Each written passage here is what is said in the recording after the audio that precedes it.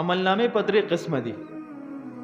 دیوان لا یغفره الله، یو داسې رجسټر دی چې پاغې کې سم لیکل شوي دي هغه الله نه معاف کوي، بالکل نه معاف کوي. هغه کم قسم ګناه ده؟ الاشراک بالله، الله سره ذات کې یا په صفاتو کې څوک شریک جوړول، د الله د ذات نه انکار کول، د دین اسلام نه انکار کول، یا د عقایدو نه انکار کول، کفر شرک، دا سيزونه الله نه معاف کوي. کو په دنیا کې توبه نصیب شو خو صحیح شو، کو په حالت د شرک په حالت د کفر کې دنیا نه لاړې الله دې نه کی، بس همیشه همیشه لپاره بیا جهنم دی. الته بالکل دې کې کمپرومایز نشته، بالکل جی سمجھوته نشته. نو یو داسې قسم رجسټر دی چې پای کې د کفر شرک خبرې لیکل شوې دي، نو دا بالکل الله نه معاف کوي.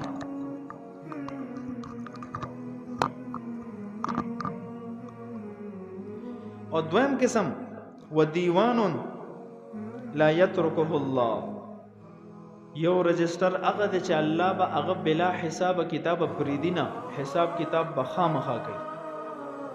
دا کوم رجسٹر دی؟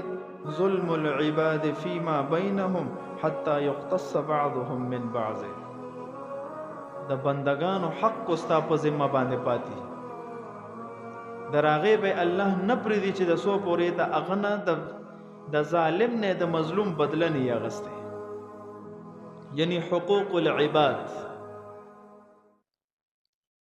در دې پورې حدیث کې راغلی دی کو یو دسې حیوان وی چې داغه غټي غټي خکری او دسې حیوان له ډغره ورکړي چې داغه خکری نه، نو د قیامت پر ورځ به هغه حیوان چې غزار خوړلې دی هغه له هم خکری ورکی چې او وخت د خکرو والا حیوان چې انصاف تقاضې پوره شي.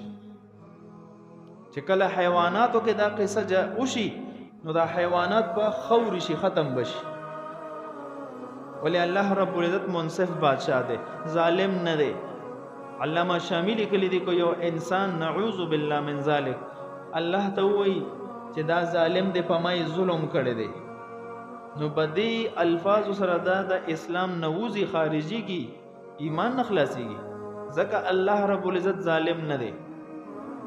د خپل بنده سره د میندو نه زیاته مینه کوي، مور د خپل بچی سره څومره مینه کوي، الله رب العزت د مور نه زیات هم د خپل بنده سره مینه کوي. نو چرته هم دا نه کوي چې زما بنده دی جهنم ته لاړ شي او دې سوځي، زما بنده دی مال ناکام راشي، شرمیدل دی راشي، داسې نه خوښي. خو زمونږ اعمال داسې دي چې مونږ ځان عند الله مجرم وګرځو.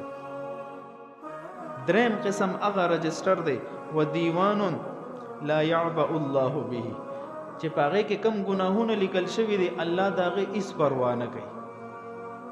هغه کم دی ظلم العباد فيما بينهم وبين الله، هغه انسان چې دا الله په حقوقو کې کوتاهی کړی دا، منځ کې کوتاهی، زکات کې کوتاهی، عبادتو کې کوتاهی، نو دا معامله ټوله الله سره ده.